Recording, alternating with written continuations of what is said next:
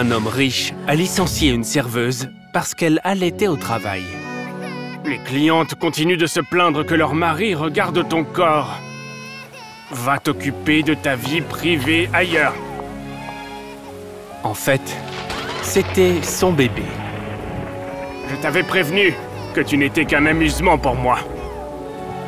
Le magnat a ordonné au personnel de ne pas laisser entrer la femme. Et seul l'agent de sécurité lui a témoigné de la sympathie. Charlotte, qu'est-ce que je peux faire pour toi? Rien. Plus que toute autre chose, je veux que cet arrogant snob sache à quel point on souffre pour gagner sa vie. À ce moment-là, le destin est intervenu, permettant au souhait de la jeune femme de se réaliser. Qu'il en soit ainsi. Le lendemain matin, l'homme riche se réveilla en entendant un grand cri. C'était une mauvaise idée d'amener le bébé ici, Charlotte. Ça ne m'émeut pas. Sors de ma propriété! Mais en ouvrant les yeux, il a vu une résidence qu'il ne connaissait pas du tout. C'était la petite chambre de la pauvre serveuse. Charlotte, où es-tu? La veille, il avait trop bu et a demandé aux gardes de le ramener chez lui. Pourquoi tu m'as ramené chez elle? Oh, réglez vos propres problèmes, monsieur. Comment oses-tu parler comme ça à ton patron? T'es viré. Maintenant, la vraie question est... Qui est le vrai patron ici?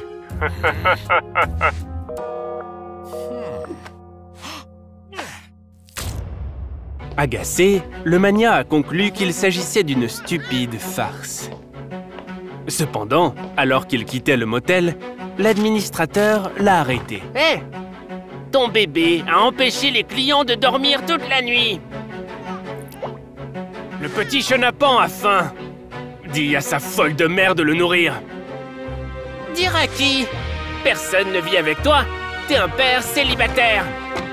L'administrateur a montré le livre d'enregistrement, qui ne contenait que le nom de l'homme, ainsi que celui de son enfant. Pour en avoir le cœur net, le magnat s'est rendu à son domaine. Mais le gardien de l'entrée l'a arrêté. Je t'ai renvoyé. Seul mon patron peut me licencier. À ce moment-là, l'ancienne serveuse est apparue sur le balcon. Amène-le dans mon bureau, s'il te plaît.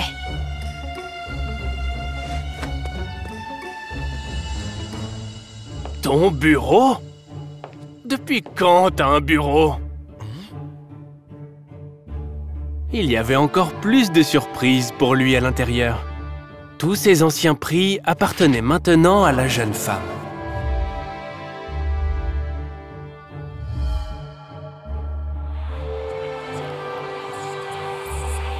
Comment est-ce arrivé? Je suis dans la boue et tu nages dans l'or? Il semble que le destin en ait décidé ainsi. L'homme riche et têtu a refusé d'accepter sa nouvelle vie. Je n'irai nulle part. D'accord. Alors tu seras mis à la porte. Va t'occuper de ta vie privée ailleurs.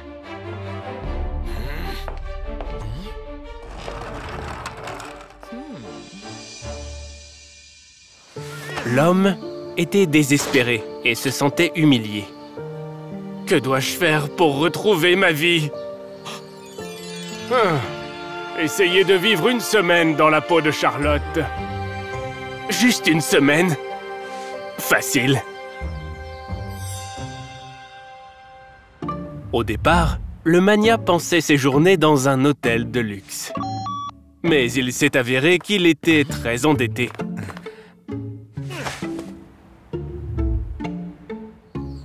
Alors il s'est tourné vers ses amis millionnaires, qui ont refusé d'aider un homme avec un petit chenapan.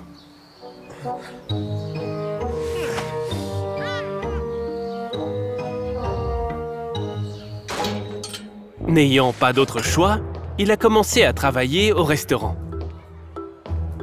Cependant, dès son premier jour, il s'est rendu compte qu'il était incroyablement difficile de jongler entre le travail et la paternité.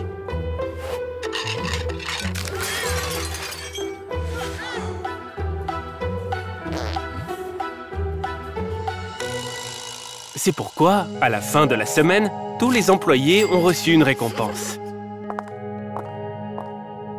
Sauf lui.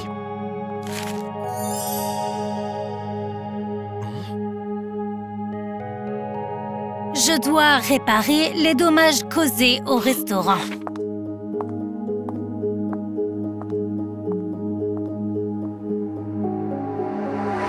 Sur le point de s'écrouler d'épuisement, l'homme est retourné au motel. Mais une mauvaise surprise l'y attendait.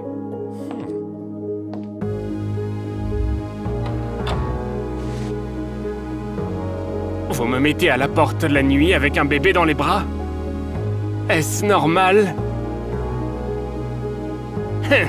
C'est le sort de ceux qui ne payent pas.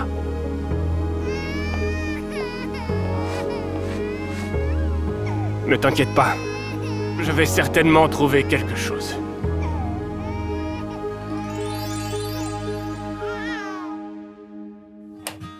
Le magnat est retourné dans le restaurant vide.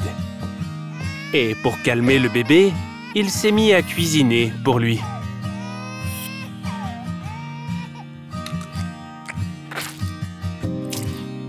Vous n'aimez pas la purée de carottes, monsieur? Pourquoi pas les brocolis?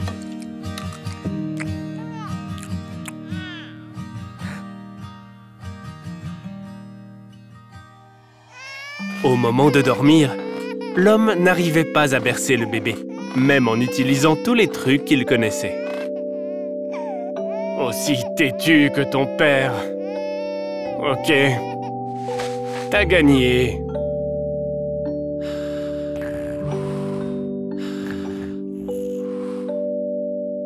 Le lendemain matin, le magnat s'est réveillé à la voix de l'agent de sécurité, qui s'adressait enfin à lui en tant que patron, après une semaine entière. Que faites-vous ici? L'homme riche ne l'a pas remarqué, car il s'inquiétait pour l'enfant. Où est mon petit bébé? Il n'y avait pas de femme ici quand je suis entré. Je ne parle pas d'une fille, je parle de mon fils. Si vous parlez du bébé de la serveuse, il est dehors.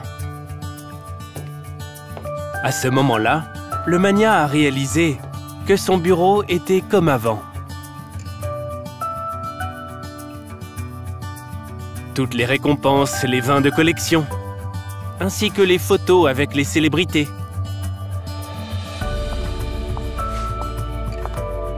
S'il te plaît, fais les comptes et donne-moi mon salaire d'une semaine. Je ne le ferai pas, parce que...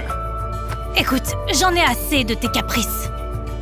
Je n'ai pas fini. Je veux m'excuser auprès de toi et... notre bébé. J'étais un idiot. Pour étayer ses propos, l'homme lui a remis les clés. Ma maison est à toi maintenant. Papa!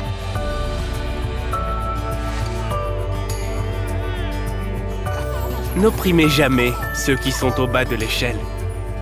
Le destin peut facilement inverser les rôles.